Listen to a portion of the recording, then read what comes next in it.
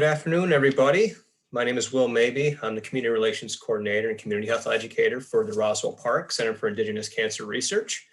Welcome to today's webinar. We are doing our once monthly webinar series, and today is very special because not only do we have a new speaker for the series, but we also want to introduce a new member to our Center for Indigenous Cancer Research team. So this is dual exciting for us, and Carrie, Dr. Joseph has had an opportunity to speak to us on our work, obviously prior to this webinar. And I think that we are in for a very, very important discussion regarding the role that environment plays in our health, specifically in our Indigenous community. Dr. Joseph has an expansive background in this field, and I think that she is very unique in that sense. Now, Dr. Carrie Nuva Joseph, Hopi, joins the Roswell Park and the Center for Indigenous Cancer Research as a postdoctoral research affiliate. She received her PhD from the University of Arizona's Department of Soil, Water, and Environmental Science. She specializes in the chemical and biogeophysical relationships between natural and engineered landscapes impacted by hazardous mining waste and human disturbance. Her interdisciplinary efforts include research on climate change impacts, human exposures to anthropogenic contaminants, hydrology, and water resource management in Indigenous communities. Dr. Joseph's work informs decision-making in science and policy towards combating environmental injustice, social and health inequities through a tribal sovereignty lens. She's a citizen of the Hopi Nation and a matriarch of the Coyote Clan and a child to the Snow Clan. So I want to officially welcome Dr. Carrie Nuva Joseph to both our team and our discussion today.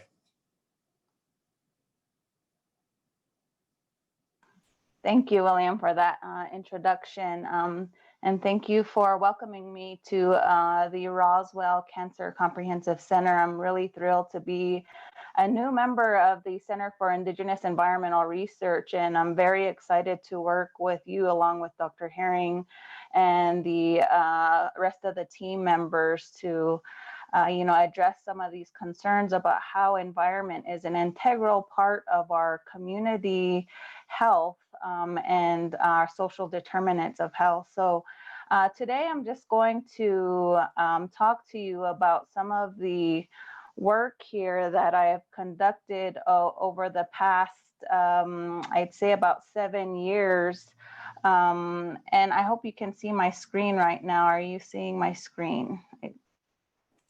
Yeah, we can see that. Okay, great. So some of the work that I'm doing with, hold on one second, that I have done with the Center for Indigenous Environmental Health Research, which is the center that I am coming from at the University of Arizona.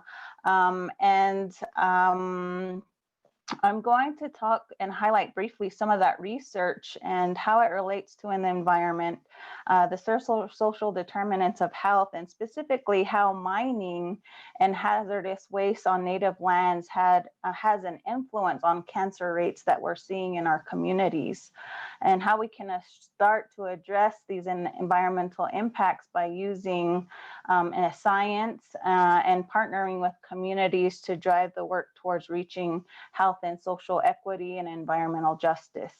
So let me go ahead and briefly get started here. But first, I want to acknowledge to you where I am presenting to you from. I'm presenting to you from the Hopi homelands here in northern Arizona. I'm from the Hopi tribe, as William had stated earlier, in which we are situated in 12 villages across the Hopi reservation area. Our ancestral boundaries are indicated there in the map. Our population is about 18,000 people. Roughly about 7,200 people live on the reservation. And when you think about how we're set up in terms of governance, we're very traditional in the form of structure and political as well. We have both traditional and political structures set up.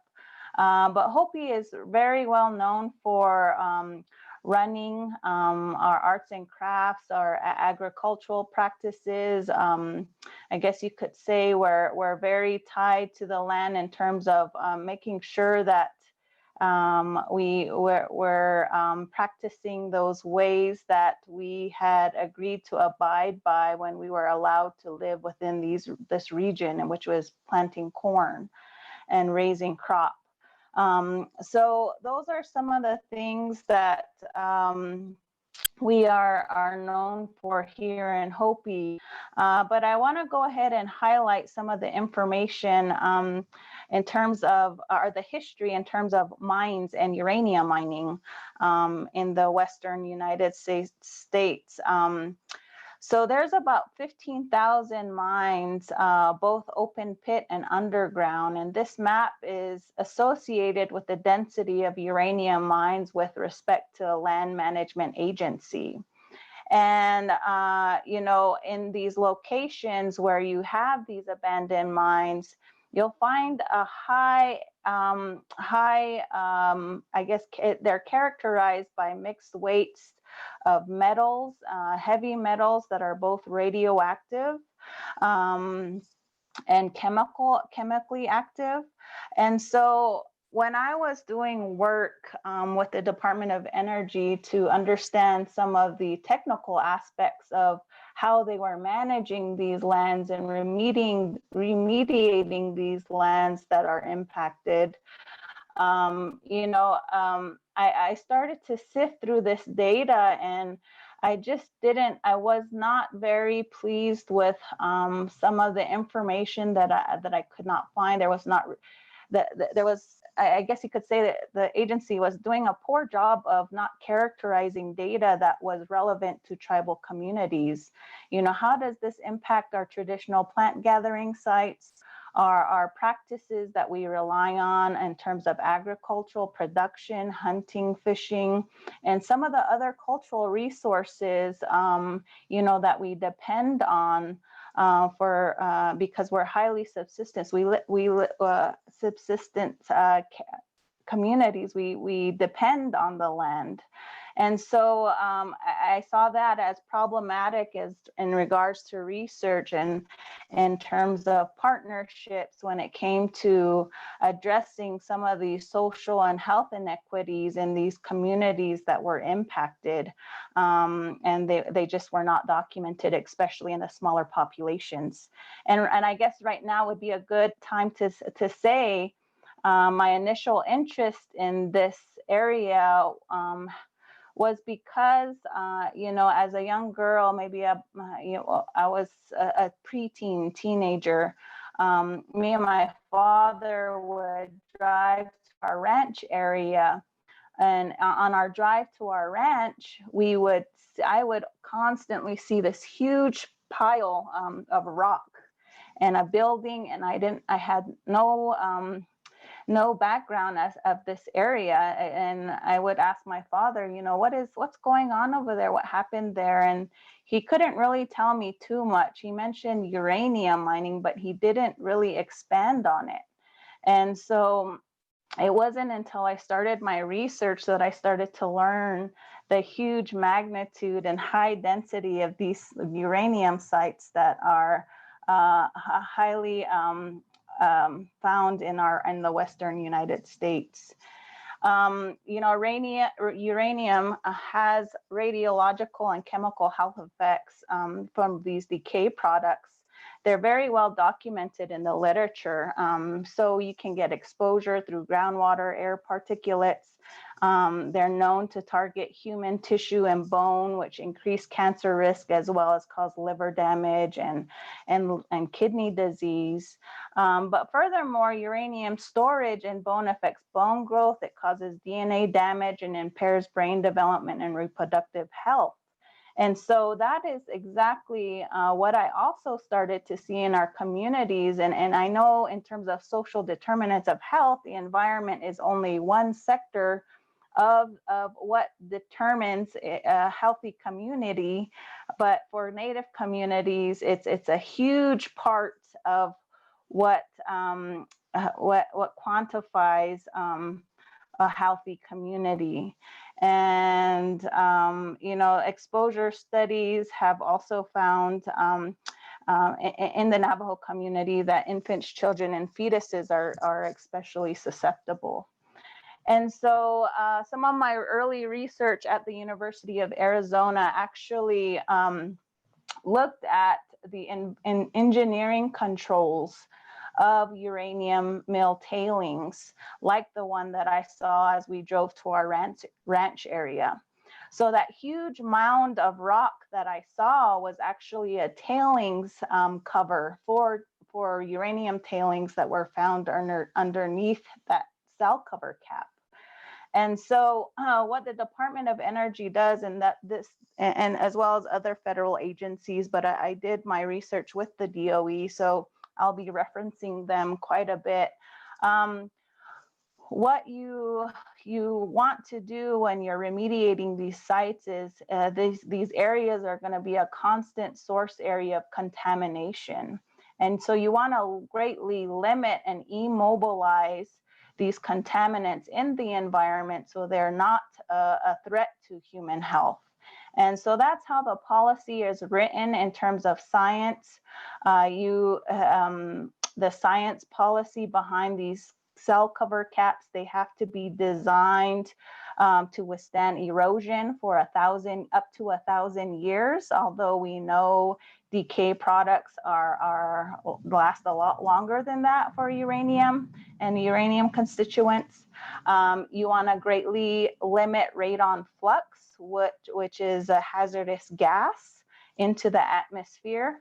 And you also want to limit water percolation through that cover so that you greatly immobilize the plume down below. So as you can see in this cartoon here, we have tailings pile without a cover. You have radon flux, which would be pretty high, a plume migration, which would be a lot higher, but with the cell cover here at the bottom cartoon picture, you greatly limit that. And so very quickly, this is just the cross section of a disposal cell cover. What they were specifically designed with was it's an earthen cover, and it consists of a lay radon barrier, which helps to limit that radon flux. You have this rock layer at the top, which is what I saw as we would drive by, to greatly limit that erosion. As you might recall, in the policy, it has to limit erosion for 200 to 1,000 years. So basically, these are like engineered island structures in which they're trying to immobilize contamination further than plume areas. What started to happen, though, about 30 years post-construction at some of these sites is that you were starting to see design flaws. And that was some of the issues that we started to document. And what they started to see specifically, and I'll just talk about one issue, is that there were plants that started to penetrate the cover of the barrier. So on the very top of this cross section, there was plants growing all over, and that caused the concern as to, was it creating an exposure pathway? Were these plants accumulating metals to toxic levels? And so doing the science at these sites was a lot of investment with understanding plant uptake at these sites. So specifically what my dissertation addressed was collecting plants at various sites across the Western United States to understand what the bioaccumulation potential may be in these plants. As well as looking at other studies that were done in these regions where they measured water percolation rates in these cell covers, what were radon flux rates at some of these areas. And then, these are helping to really help the DOE consider maybe more and embrace nature. Embracing and reconnecting to what is Mother Nature saying over time. Some of the short-term strategies for these disposal cell covers is basically they're killing the plants with herbicide because they're not sure what the impacts were. Prior to my plant uptake study, they weren't sure what the impacts were. And so they had a short-term strategy of spraying these covers with plants. But in reality, over time, the science is helping us understand that maybe we need to start to embrace these natural ecological processes where plants may actually be seen as a benefit. And plants can help to retain water in these semi-arid to arid regions and then transpire them into the air, keeping the groundwater beneath the plume immobile in these and within the source zone areas. And so this is some of the science going on at some of these contaminated regions across the West where abandoned uranium mines, how science is being used to address and remediate these locations which were abandoned for quite some time. So going into Indigenous communities, the reason why I was invested in learning more about remediation is because, of course, my community is located 3 miles away from that mill site that I was describing to you earlier. You know, although it sits on the Navajo Nation, because our boundaries are so close to each other, the Hopi tribe is geographically, we're encapsulated within the Navajo Nation. And so a lot of those past mining negotiations for uranium were done within Navajo Nation, which are directly impacting my community.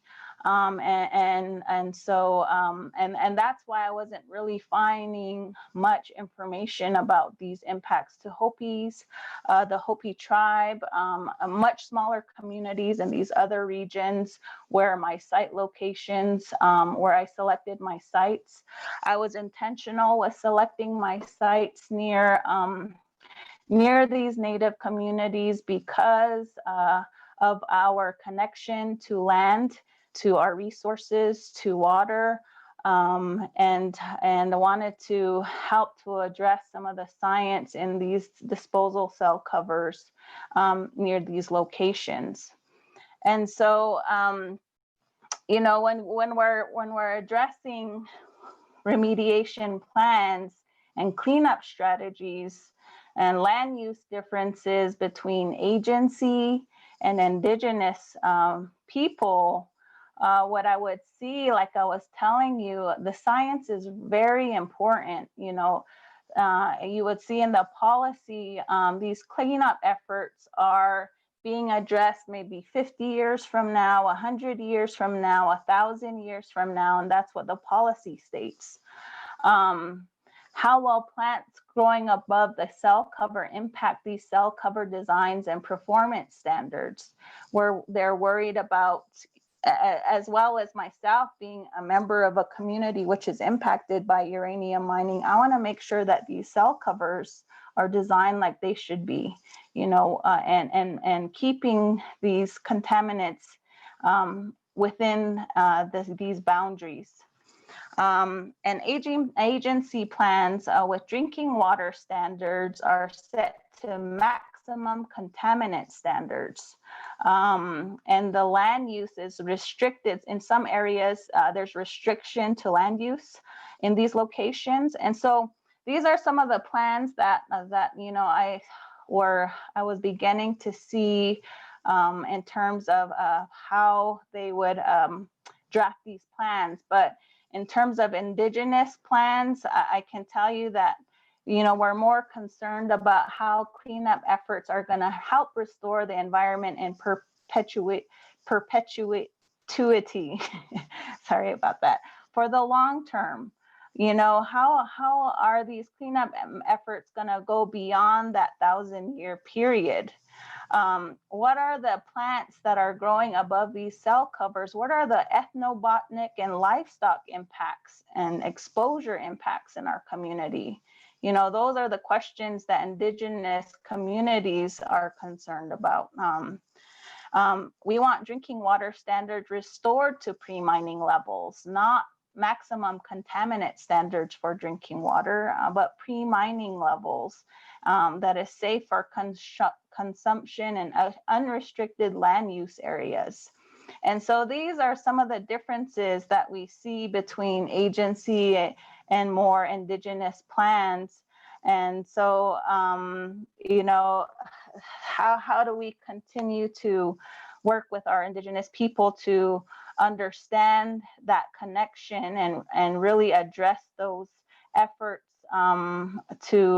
for their livelihoods? And that's what I wasn't really seeing.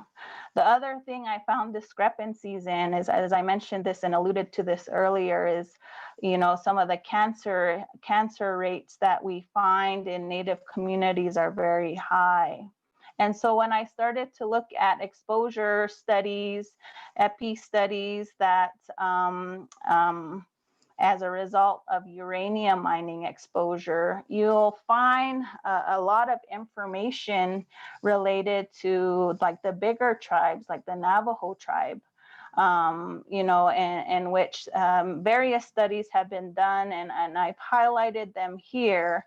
But the Navajo Nation, in partnership with federal agencies, have found critical links to chronic diseases that I mentioned previously. They're also finding how congenital defects and development disorders are actually found in their Navajo pregnant women and children. And so, you know, and the issue for me there is that, you know, my tribe was left out. Smaller tribes were left out, and not really understanding the history of really what occurred there. And those stories were left out. And so how do you start to address that discrepancy there when agencies are really responsible for protecting the interests of tribes? I didn't really see in there how tribes were exercising sovereignty, like my tribe. How is my tribe exercising our sovereignty to address these concerns? And so the methods that I've used for my research really is foundational to highlighting sovereignty. And to understand sovereignty, you go back to your elders and you ask the question, what does sovereignty mean to you? And so one elder that I asked his response was the freedom to be Hopi and the freedom to practice your way of life. That's what sovereignty means to me. And so these concepts of indigenous data sovereignty, using that lens and other indigenous research methodologies has been really pivotal in helping me to go forward with addressing and beginning to start the narrative of our story.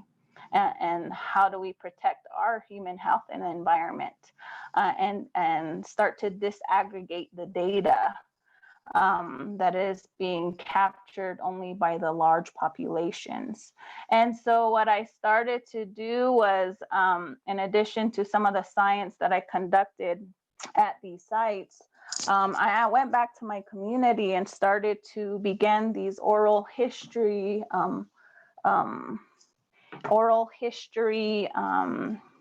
storytelling, as you could say, or using the conversational method. I conducted focus groups in my village community in which I used semi-structured questions.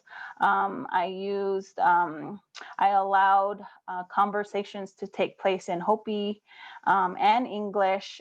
We had to translate those translations verbatim to English to assess this knowledge. And a lot of the focus group organizers were of the Hopi descent or Native descent, in which they understood the interactions and how to just not communicate, but just interact. These focus groups were about 2 hours long, and they consisted of between 5 to 10 participants. These questions, these oral histories, there's a lot of information that came out of them, and a lot of stories that I learned about their accounts from childhood to adulthood. I have learned that the Hopi tribe was never consulted when it came to uranium mining or milling. There was no reparation, no kind of they have not really benefited from any kind of the compensation.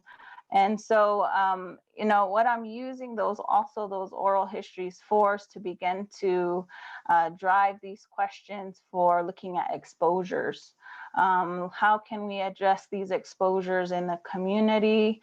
And this is where my previous center's work, they were already collaborating with the Hopi tribe, in which they were conducting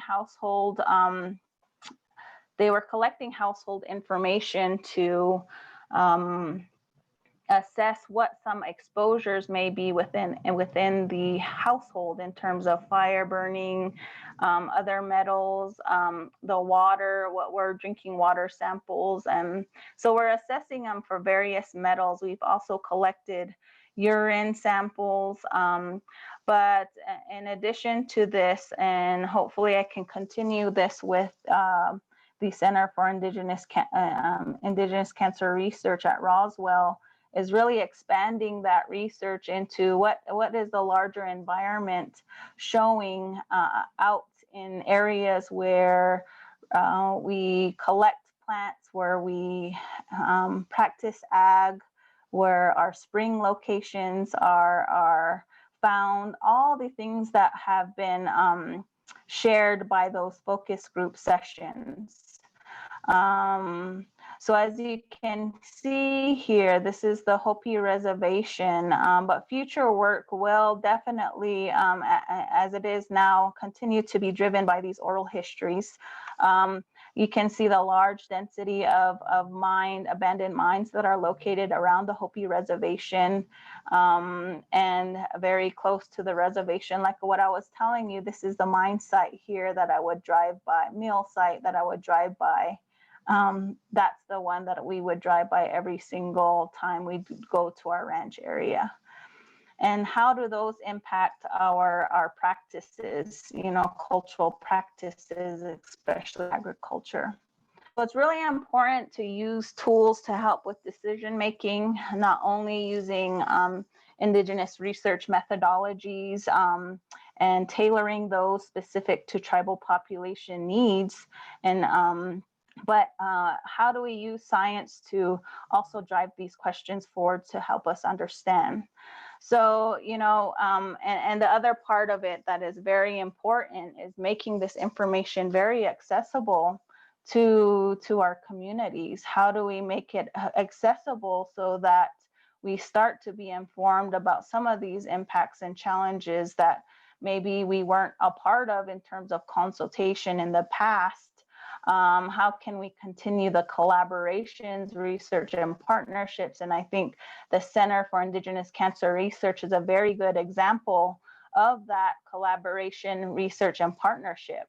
And it's really important that we understand that there's a coexistence of ways of knowing, and that's just basic ethics. How do we approach these communities?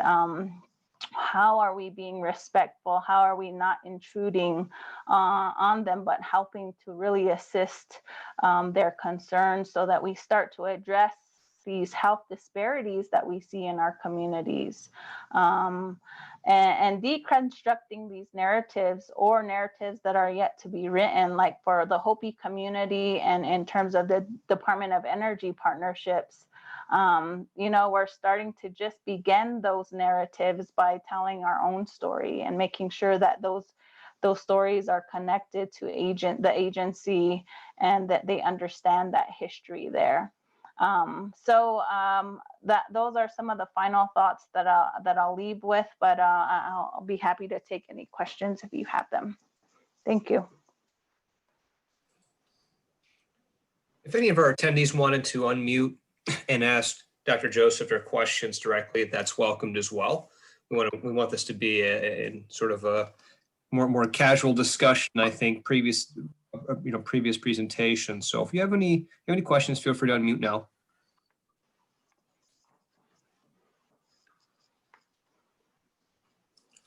I take that back. Attendees cannot unmute on a webinar. That's only on WebEx when we use a WebEx. So if anybody has any questions, feel free to type them into the chat box now.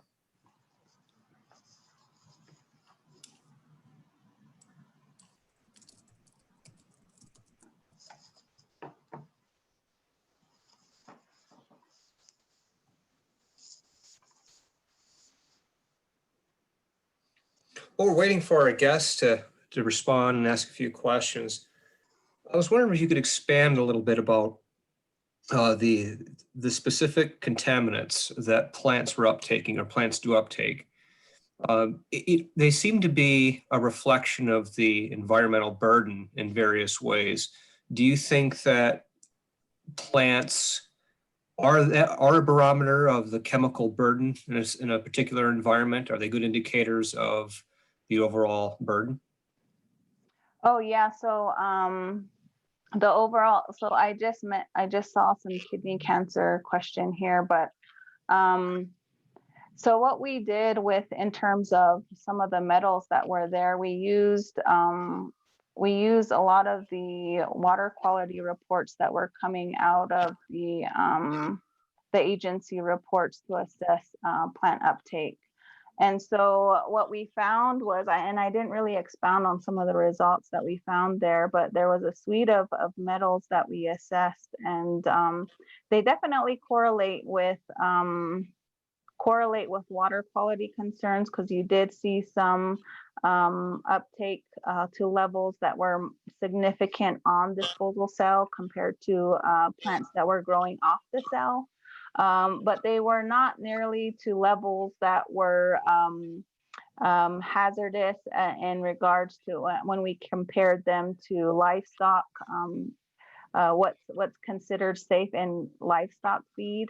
So like uranium was maybe about 2 to 3 orders of magnitude lower than those limits set for livestock feed.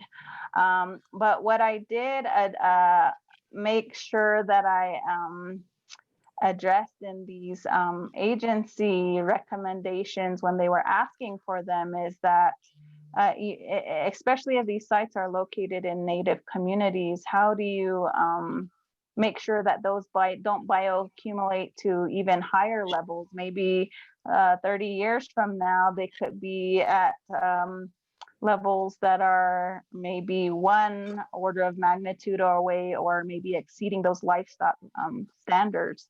So those were some of the things in terms of policy, how it influences the management of these locations, of being able to understand that, we don't want them to accumulate to toxic levels, especially if we have livestock in these regions where our animals graze around the perimeter of these fence lines. So yeah, in terms of that, there's correlations between mine site and mill site. I didn't really expand on some literature. You just asked about metal. How do they correlate to, I don't know if you were asking if there was correlation between what I was finding there and what's happening in the community. I don't know if I answered that part, but is that what you were asking? Yeah, that was more or less what I was asking. And okay. Before we move on to our questions, and we do have several now that are in the chat box. Okay. Could you expand a little bit about bioaccumulation? I think that's a really important concept too when we're talking about environmental contaminants and the bioaccumulation in both plants and human beings, for example. Could you talk maybe about bioaccumulation of these chemicals in humans and what this means, how they're stored, where they're stored, and how this may contribute to cancers? Yeah, and so some of the research that I alluded to in terms of how uranium can bioaccumulate in bone, what they're finding is that it's that bone is a good bioaccumulator of uranium, and uranium is actually and so that's what they're seeing is a lot of the bone cancers attributed to uranium exposure and that bioaccumulation. And so those are some of what the research is saying. But in terms of within the population of the Navajo Nation and what they're seeing in human research, they're seeing that transcend into actual fetuses of Navajo women. That's actually also I referenced some research there, and I didn't go over them individually. But let's see here. The biological samples that they're finding in cellular bioassays in Navajo people that live near a mill or mine site, it's indicating a positive relationship to atherosclerosis and cardiovascular disease. And so geography to these mill locations is a pretty big indicator of some of these conditions. They're also finding in the Navajo population exposures to direct correlation to chronic disease, specifically hypertension and kidney disease. And on that, yeah, and on the topic of kidney disease, one of our questions was, you mentioned kidney disease. What about kidney cancers on Hopi? With kidney cancers on Hopi, is that some of the data that I haven't really been able to sift through quite yet. So I wouldn't be able to give you and specifics to specific types of cancers on Hopi, but definitely cancer rates in general are a lot higher than national average. And we see here in Hopi is if there's an intervention plan set in place early on, it highly increases the survival rate of our patients of our members that have cancer if we intervene early. And so we have a really good cancer prevention program here that understands that, and they're doing good work with our Native population. But our rates are definitely a lot higher, but I can't really touch upon the specific cancers. Another question we had was, I see there are a couple sites in Buffalo, Niagara on the map. How do they relate to sites in the Southwest? So Buffalo and Niagara, they are definitely, in terms of climate region, it's a lot wetter.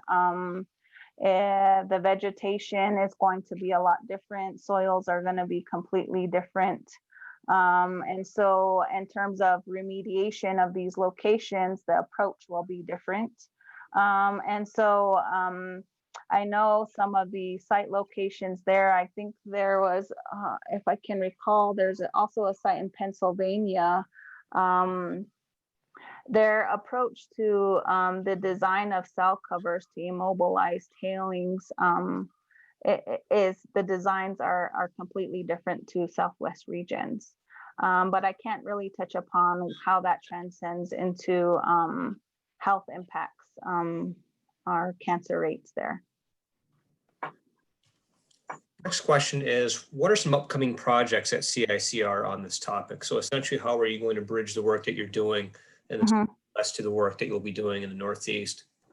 Yeah, so work with the under COVID has definitely realigned some of our research priorities, but we hope to pick up after with Roswell's help, pick up with continuing partnership, especially what I had mentioned earlier is how do we communicate these results to the community? How do we make it as accessible to the community level? And I think that's the part in which has been a little difficult for us right now during the pandemic is, some of these household samples. We were able to collect maybe 68 across the Hopi reservation households. There was a few where we weren't able to do household visits, and another plan was to communicate the history of uranium mining in the region, communicate some of the health impacts that we're seeing from uranium in the region, and some of the science that is being done to address these abandoned sites, because Hopi was never consulted, so we don't really understand the huge magnitude of how it impacts our communities here. And so a lot of that work has been put on halt. Mining forums, distribution of surveys in which focus groups were the focus groups that I discussed. We were going to use that information to develop surveys to distribute within the community to help validate or maybe expand on some of the results that we were finding, but we just haven't been able to do that. And so I'm hoping that we can come up with some kind of some kind of plan to continue to communicate this information in the meantime with CICR. But a lot of the sampling and stuff, that's still going to continue. And Dr. Herring has been very open to allowing some of this research to continue and take place and expand on that research to other tribal populations. So I'm really happy that CICR sees that vision as important. The next question, or first starts with a comment, is Carrie, thank you for an informative presentation. I wanted to ask if and how younger Indigenous students at the high school and college level were invited to engage in the studies you have worked on to help introduce them to research. Yeah, there were definitely, I recruited some students who were actually public health students at a nearby university. And so when I did the call out for research help, I specifically, I distributed that call to help in the Native community to give them that time to learn about what was going on, but also time to kind of put their skills to use. And so I was able to recruit those students who were just finishing college, their undergrad, or wanting to learn more about what the local impacts of uranium mining and mining in general were. So that was good. And it really helped the project to capture the authentic voice of the community, because we all know each other, we're all related in some way. And so, and they were already very well in tune with what cultural etiquette was, because they're from the community. So that was very helpful in regards to driving that research forward. Next question is, historically, state and national agencies in this country rarely are willing to help Indigenous communities. How has the DOE and other agencies responded to this information? So like I was saying, in terms of the management of these sites, I think it's kind of helped to open the doors to understanding beyond and partnering beyond with these larger communities in which these negotiations and early on were done with, and realizing that there's all these other communities impacted, because they don't fully understand or get the large scope of how Indigenous land is vast, and how many Indigenous communities there really are. And so, and I feel like they're, in terms of the agency policies and reclamation, they're starting to listen, but we'll continue to work on that communication with them. It definitely can be improved. Dr. Joseph, do you think there is willful neglect when it relates to these agencies, or there is maybe a lack of understanding about the true health impacts that the role contaminants are playing in Indigenous communities? Are they being maybe negated in some way? Are they being dismissed? Have you run into that at any point in research? Yeah, definitely. It's almost being as things are kind of being I just feel like if there, I guess a recommendation for agencies would be if they really want to partner with Native communities, they really need people who are of Indigenous descent and understand these issues within these agency positions that are supposed to oversee these collaborations with communities that are impacted. And so I know the Department of Energy is starting to incorporate some cultural competency training so that they understand. And it's really a lot of lack of understanding, as well as no representation of our Indigenous voice at that level. And so, it's slowly starting to shift, and but we need to continue to make sure that our voices are a part of these discussions when it comes to these management strategies. And so I'm just really, I guess you could say, proud of the research that was conducted at these sites, in which I put in that call to make sure that if plants are going to be embraced as a new design method, which is showing promising results, because we're shifting towards more embracing natural processes. We need to make sure that those plants are not bioaccumulating to toxic levels, and making sure that those annual sampling reports also include uptake of what metals, of various metals of the plants growing on these covers, for livestock safety, for ethnobotany purposes of tribal populations that live nearby. On the topic of bioaccumulation in people or humans, your research focuses primarily on remediation of environment and existing infrastructure. Are you familiar at all with any research that delves into individual remediation? Or I guess really the question is, well, we know we're exposed to these metals, they may be in our bodies, they may be pervasive, they may be stored in our bone.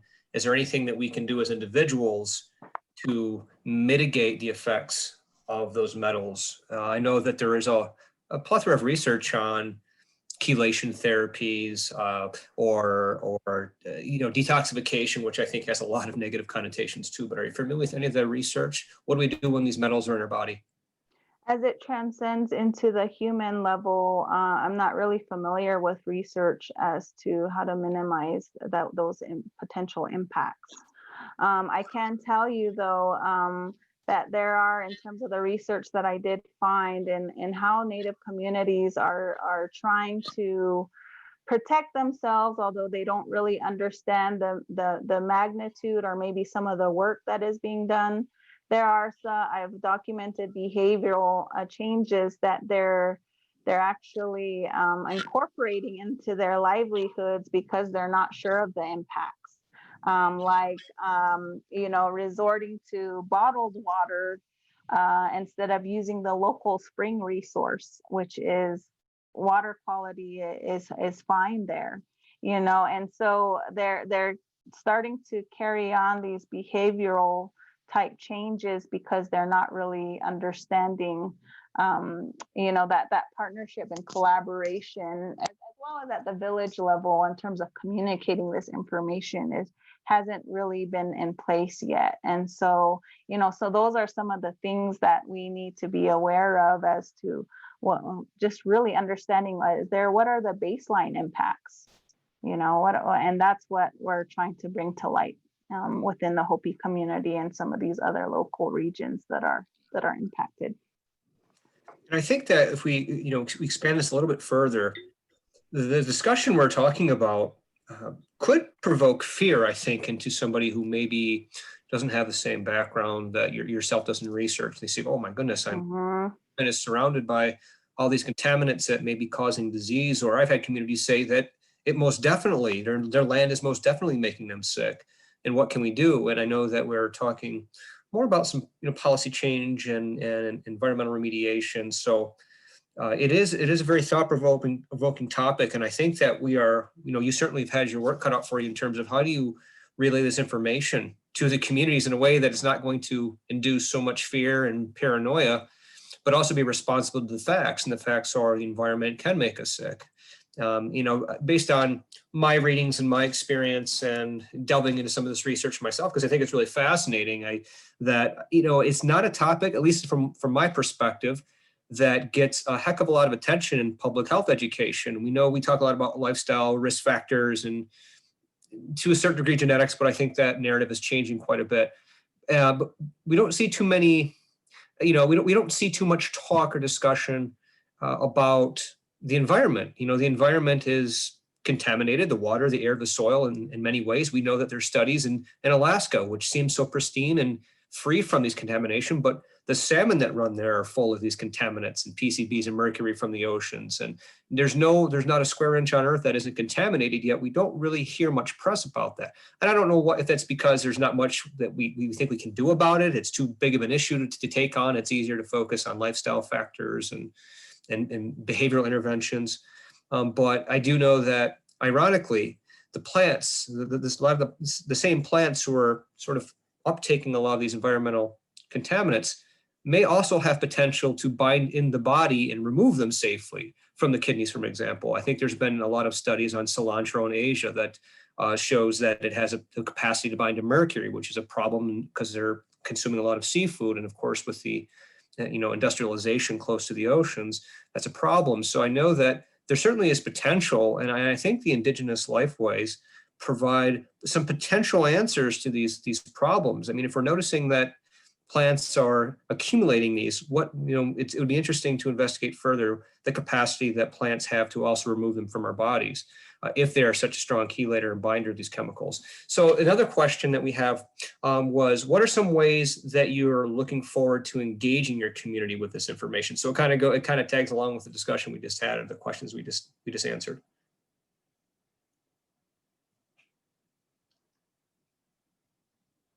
I think you're on mute. So I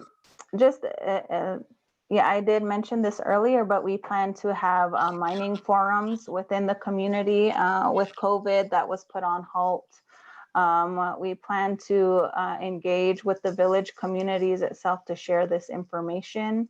A lot of it has already been conducted with the village of Monkapien, which is the village that I have been from, but we need to continue to figure out how to recruit more, and that's where those mining forums were going to be held here, in which we were also going to conduct surveys. And so we'll continue to brainstorm how we can continue to put out information in considering the isolation that we're in right now. So out here on the reservation, that there's a major digital divide as well between urban communities and our rural communities. So that's going to be another huge challenge. And so but just addressing earlier, William, you stated how the environment can make you sick. It can, but at the same time, we need to be very careful with how we communicate those results to the community when maybe some baseline information hasn't even been conducted in their local areas. And so that's some of the information we're going to collect and share. In terms of the research at these sites, they were, uptake for several, and I didn't go into the research, but it's showing that plants is a promising method for uranium remediation on these disposal cells, because they're also not accumulating metals to toxic levels, and we didn't see that. And so, but the question is, that may look different, 50 years from now, 100 years from now. And so some of that has to continue to be managed for the long term. So, yeah, just communicating those results in a very careful manner is another thing we need to be very careful about as scientists who go out and do this work. And we have a comment, and it just states, thank you for an interesting, informative presentation. Best I've heard about uranium remediation. And I would voice the same sentiments, and I believe that a lot of our attendees would as well. And just to maybe comment on your previous comment there, we had a discussion that was really interesting before this presentation a few weeks back, and you had mentioned that there was some concerns about what maybe it was the water supply in some of the homes in Hopi. And when you did your studies, you found that there actually wasn't as high a levels as you anticipated. And I think that goes to show that this research is so important, to actually sift through a lot of the myth and a lot of the fear to actually find the true answers. That, okay, if we were concerned about the water, we assumed it to be so, but after our careful analysis, we see that that's not the case. And that can also alleviate some of the fear that this type of information may bring. So I just wanted to mention that as well. And I thought that was a really, really important point you made about, as scientists, we have to be careful about how we're disseminating this information, because it sometimes looks a lot different than at face value. Yeah, and so, yep, and that's the thing too.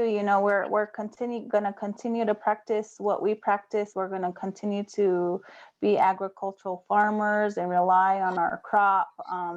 We're going to continue to hunt. We're going to continue to visit our ancestral territories, because a lot of our tribes still have treaty rights outside of our land base, reservation land base, and so that's never going to stop. And in our focus group questions, that was really something that was a very powerful response in our community, was that that those practices make us resilient as communities, as healthy communities is what we do, what our livelihoods are, and what we practice and continue to practice our spiritual faith. And that has really carried us through some of the impacts and challenges that we see in regards to uranium or mining or any kind of environmental challenges that, as long as you continue to do what we are supposed to be doing and destined to do as Hopi people, then we're going to be okay. And so that really just really defines what the resilience of our Native community. So, well, I think that's a perfect way to end our discussion, and it's very much appreciated and valued to have your perspective on this topic and other topics as well we covered today. The final comment I summarize is how we all feel today as listeners of your work, is we want to thank you for your important research. Deeply grateful for the work you're doing as an ancestor for our relatives and future generations. So I think that may be the best way to end our discussion today. And I know that for folks at Roswell Park, I'm sure they're very excited to have you on board now as a contributor to the mission at Roswell Park, but also the mission of your community. We will find a way to support your mission and support your work any way we can. So thank you again for joining us. We look forward to your work in the future. Thank you for having me, and thank you everybody for your time today. Have a safe holiday. Yahweh, take care.